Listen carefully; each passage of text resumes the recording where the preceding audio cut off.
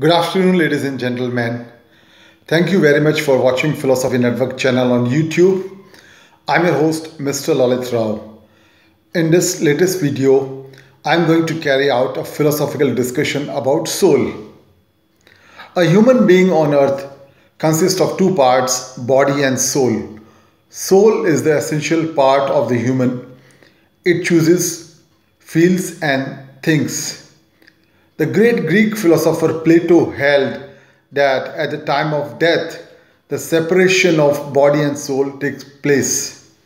The body decays, but the soul departs to live another life. Soul is also called the spirit. It is an entity which is supposed to be present only in living things. It corresponds to the Greek Psyche and Latin Anima. Plato took the immateriality of the soul to be its immortality. His disciple Aristotle ascribed souls to animals and plants too. He firmly denied the transmigration of souls after death. French rationalist philosopher René Descartes argued that only persons had souls and its immaterial nature made freedom possible.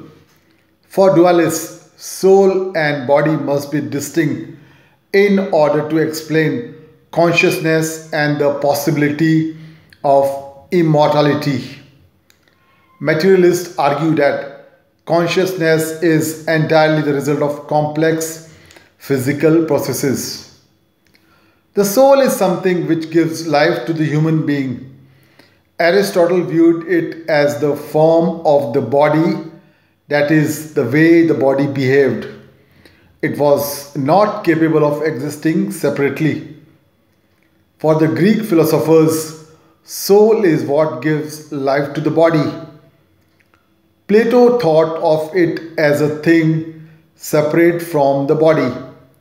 In the context of any discussion on soul, it is interesting to note that most modern philosophers deny the existence of an immaterial soul.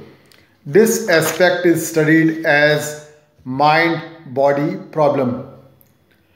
Believing that there is life after death, Christian theologians found it natural to take over Plato's conception of the soul. In 13th century, Saint Thomas Aquinas sought to develop an Aristotelian concept which was modified to accommodate Christian doctrine.